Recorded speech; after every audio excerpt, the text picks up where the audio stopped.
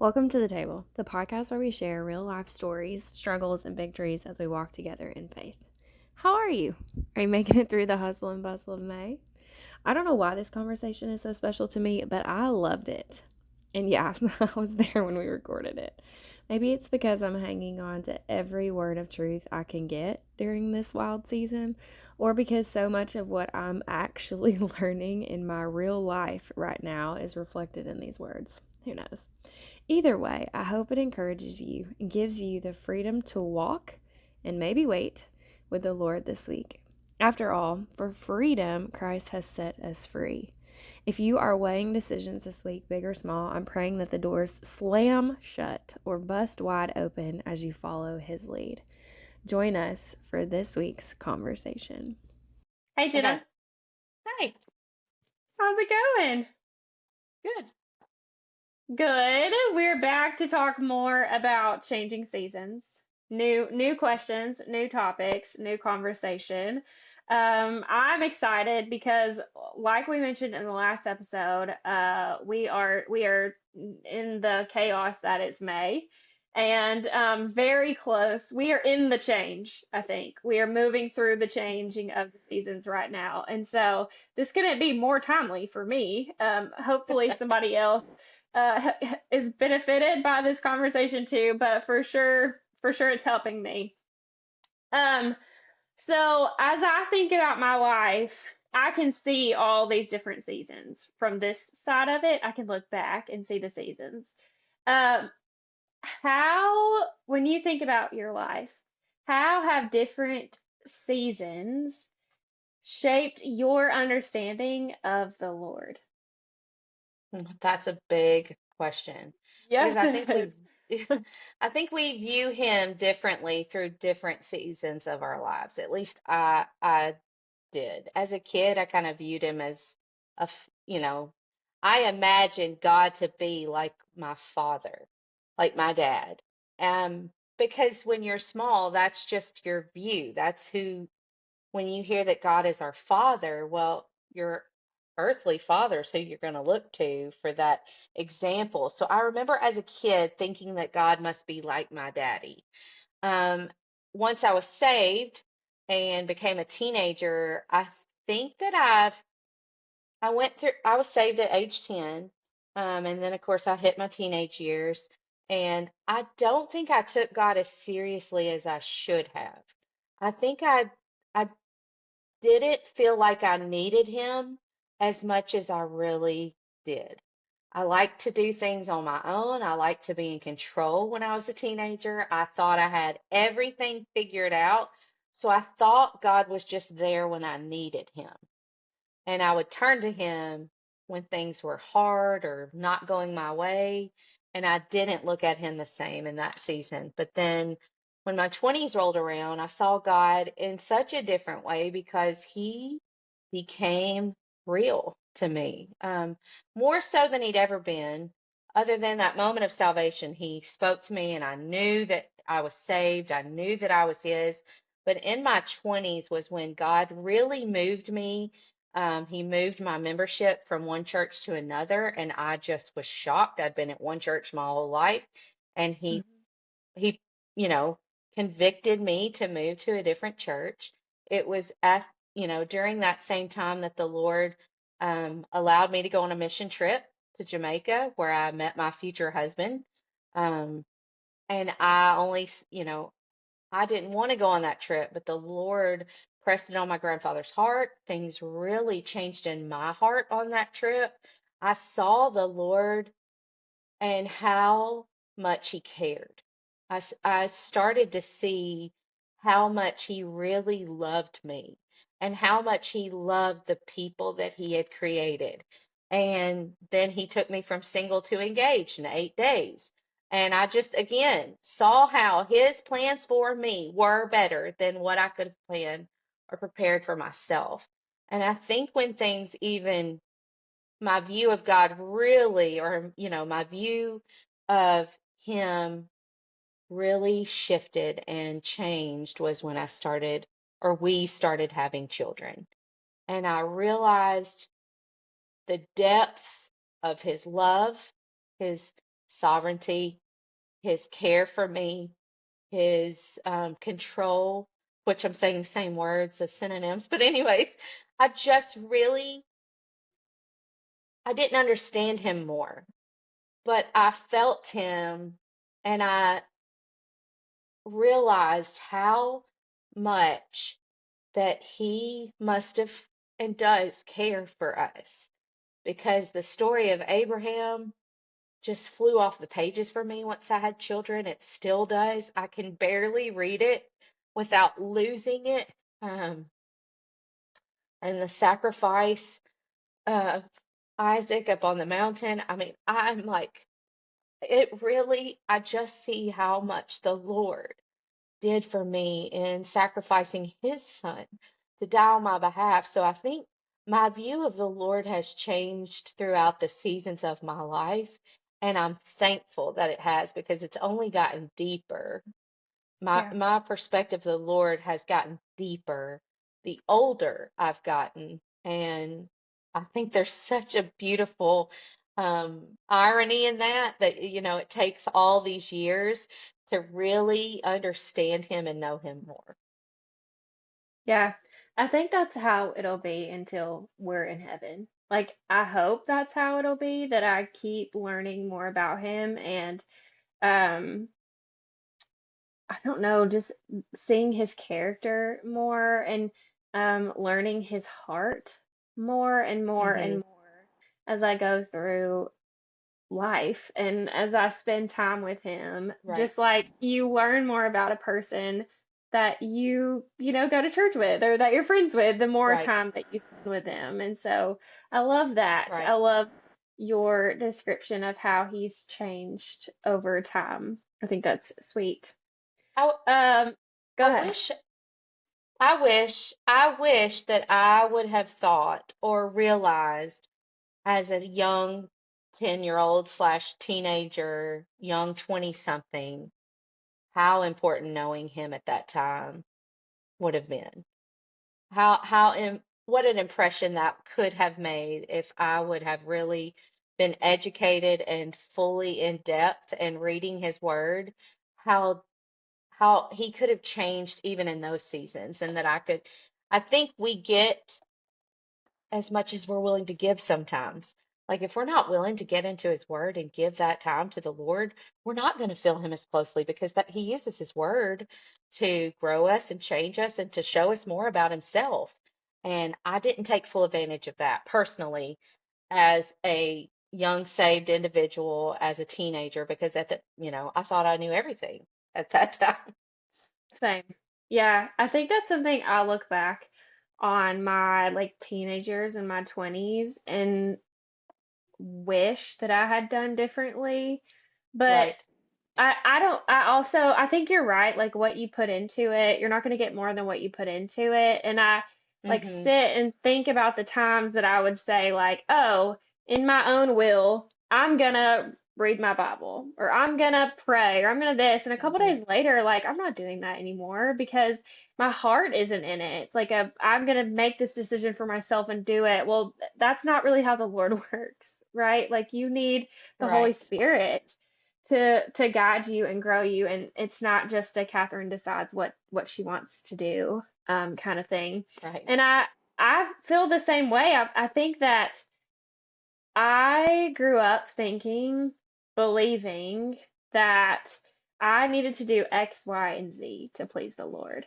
And Mm-hmm. I'm not saying that's wrong.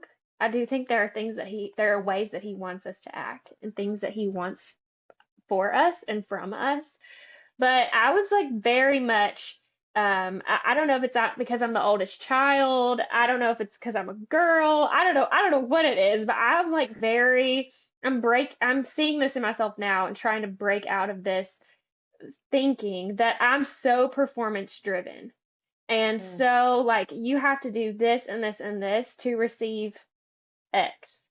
And I don't think I appreciated that as a young adult. I mean, I don't appreciate that now sometimes. And I see that come out in different ways, right? Like my kids might say something that guts me because they're like, well, if I had done this, then you would have said this to me, or you would have been nice to me if I would have done what you wanted. So I think that has been really sweet for me to learn about the Lord is that there is nothing that I could have ever done to earn my salvation, and there is nothing that I can do to make me lose it. And He's gonna love Right. me regardless. Like I could not do another thing, and He'll love me Yes. Learning unconditional love. so hard. It's hard to retrain my Learning brain. that from him. Yeah, Yes. Learning that even as a parent, like to know that, you want to be like the Lord and love them well, but you see that it is sometimes I'm showing them that it is based on their conditions. Like you're not yeah, acting the way that I expected of you, but also I'm the same way with the Lord. I don't yeah, always act like he expects me to, and I don't for always sure handle not. things well. And Yeah. he loves me unconditionally.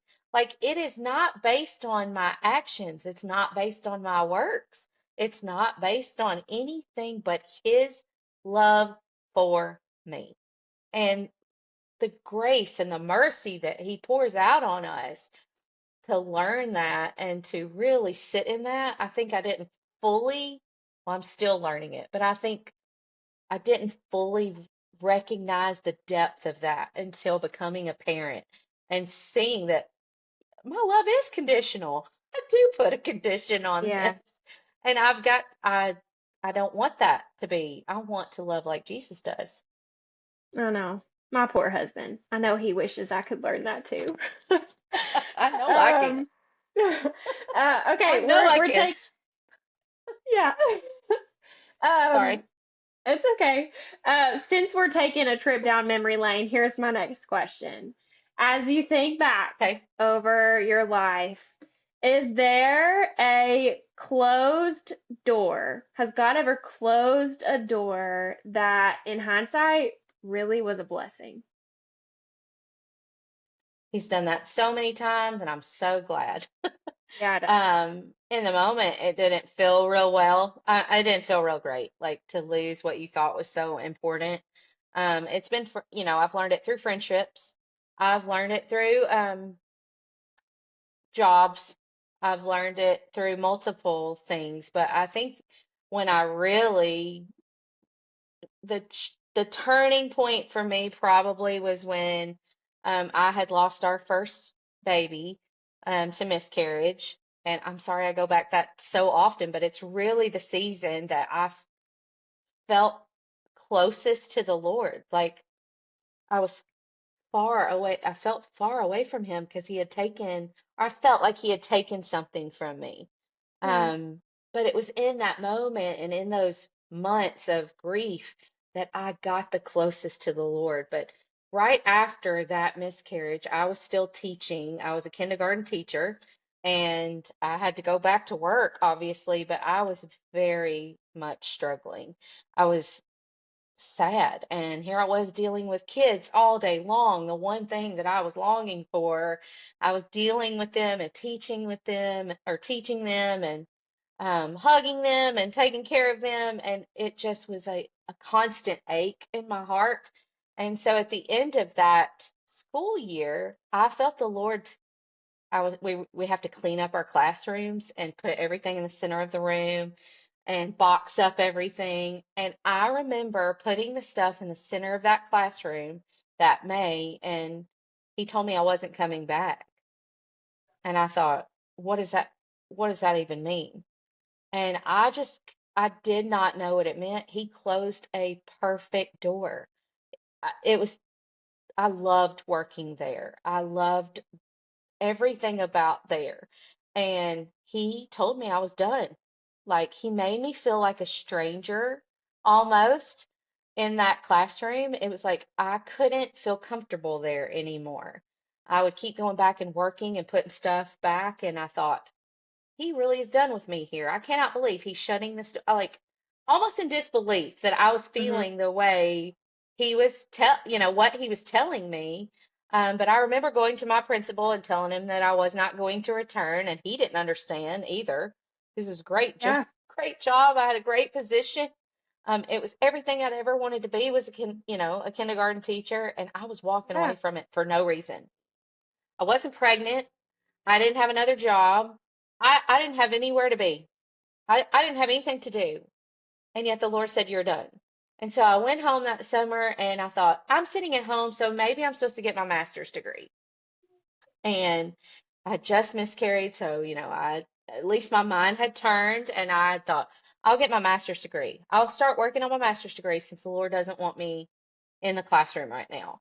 And I started the application process, and it wasn't long after that we became pregnant again with our now first son. And he wanted me to be home for that.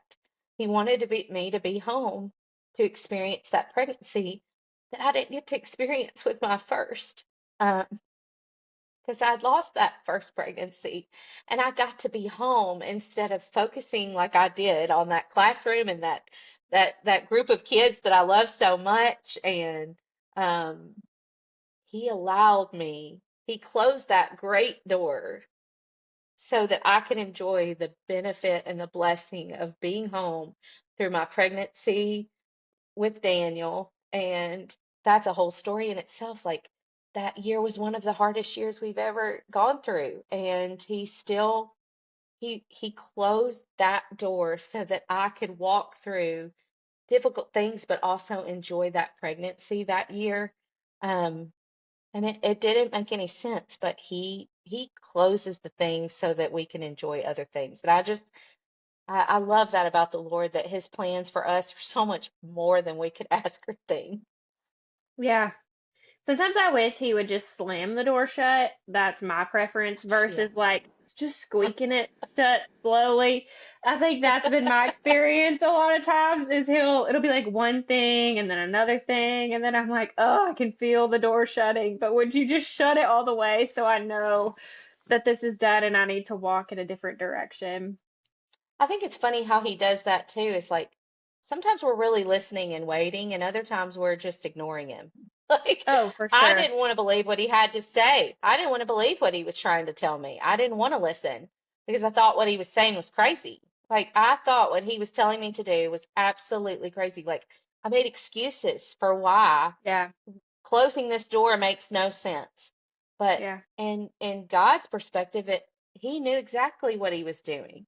And I'm so grateful that he closes lots of doors and I'm okay. I've learned to be okay with that. Sometimes it's hard, but also it's again a changing of seasons and he's got something else in store for us.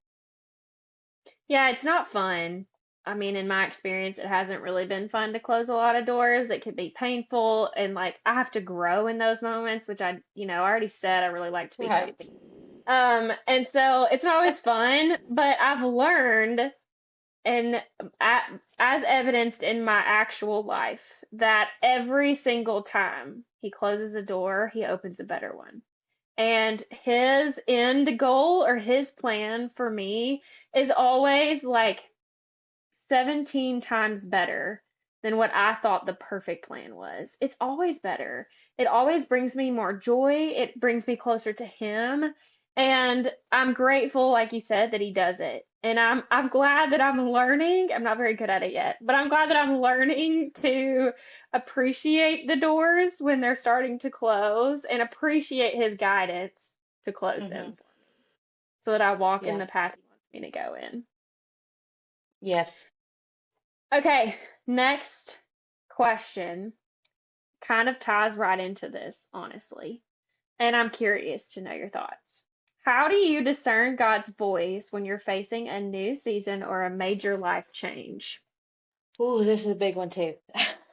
How do Hmm. I discern it? I I think, like you said, you want the door to be slammed so it's like so obvious, but sometimes it's just that still small voice. Sometimes he's just making it clear to only you.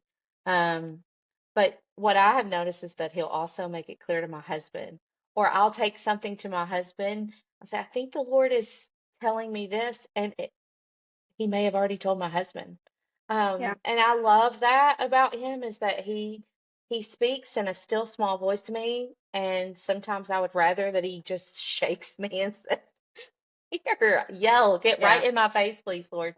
But he just speaks gentle and slow because a lot of times it takes me that long to figure it out. And I'm so thankful that he's long suffering with me and that he's not quick to get angry with me. He's so patient and um a lot of times, if I've questioned what he's trying to say, I'll try to go to his word, and usually his word will back up what he's calling me to do or what he's asking me to stop, or um, it will usually line up and with his word. Like usually it will line up with his word, but I love it also when he makes it evident to those in in my life. Yeah. I think sometimes I pray for, like, I might be praying about a certain situation and I just want to hear like a yes. Like, just tell me. If this is Mhm. what you want me to do, just tell me. Right. And then, in fact, he'll like tell me the opposite, where I'll have Mhm. peace about a no when I've been praying for a Right. yes, but I get peace about the no. And I'm so glad. I love that you said he doesn't get frustrated because I have to be the most frustrating child of his because after I get peace, I will keep going back and I will be like, are you sure? Are you sure? Did I Right. really hear what I think that I heard? Is this really what you want for me? Is this really a yes or is this really a no? Are you sure? Did you think about this? And I know that he loves me unconditionally, but I can only imagine as a parent how frustrating that has to be, to keep questioning. And so, I like that you talk about that and about, going to his word, and that Brian might have the same, thing on his heart at the same time because you both have the Holy Spirit and you guys are one team. And so the Right. Lord can use those people around you to help you discern his voice. Has there ever been a time when this is off the books. Sorry. You don't have to That's answer if okay. you don't want to. Has there ever been a time when you felt like you wanted to do something, but then when you prayed about it, or when you asked people that you love and trust, they were like, I don't know. I don't know if that's really what you should do. Well, I can put it in a vice ver like in a different view for you. I was 9 months pregnant with our first son, and Brian's mom passed away. Mhm. That that was a really hard season.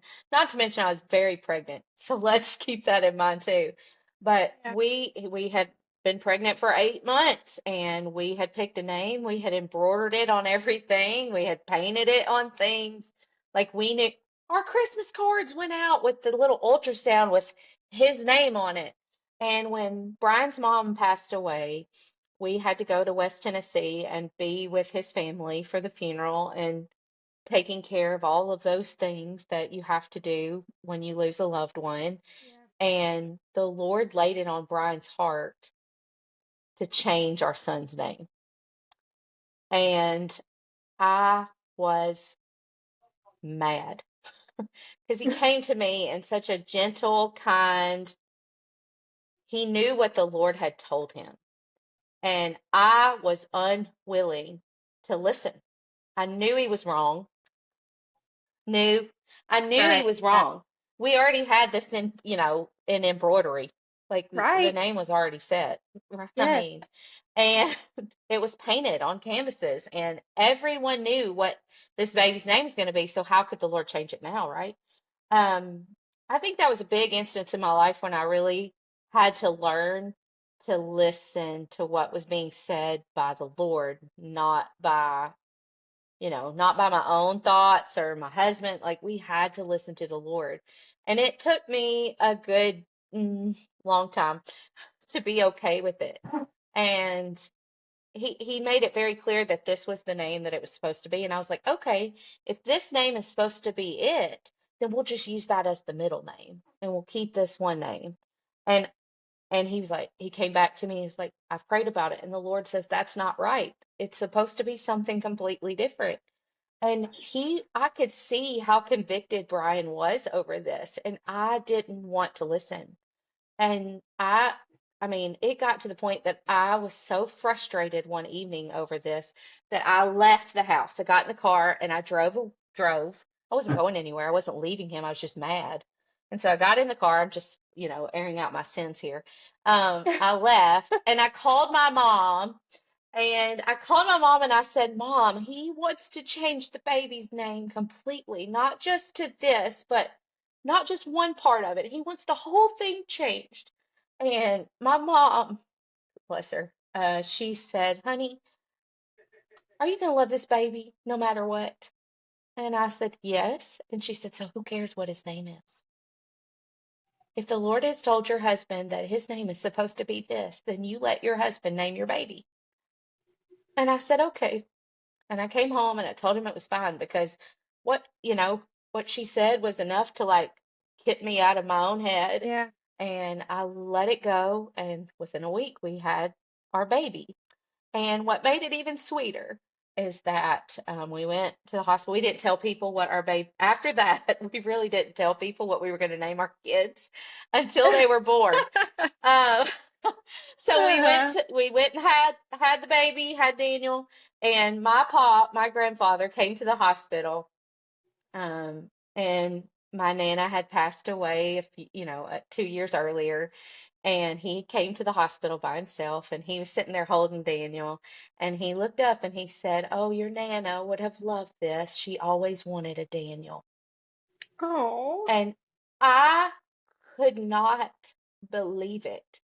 Yeah. Like the Lord was so intricate in the details of changing this baby's name, made it so clear to my husband. My husband had no idea that my grandmother had wanted a son, and she didn't ever have one, but she wanted her son's name to be Daniel. And I didn't know that. And here I was fighting so hard against something the Lord had told my husband Yeah. clearly. And then I got my confirmation from my pop coming in and just saying, "You know what? Your Nana would have loved this. She wanted a Daniel." And I had named her first grandson, first grandbaby, the name that she had always wanted Mm-hmm. because he had told the Lord that's what his name was supposed to be. The Lord had told my husband that's what his name was supposed to be. And I didn't want to listen. That's so sweet. So, so sweet. I love those moments where the Lord just like sprinkles his goodness in there and like gives you those little reminders or almost validates.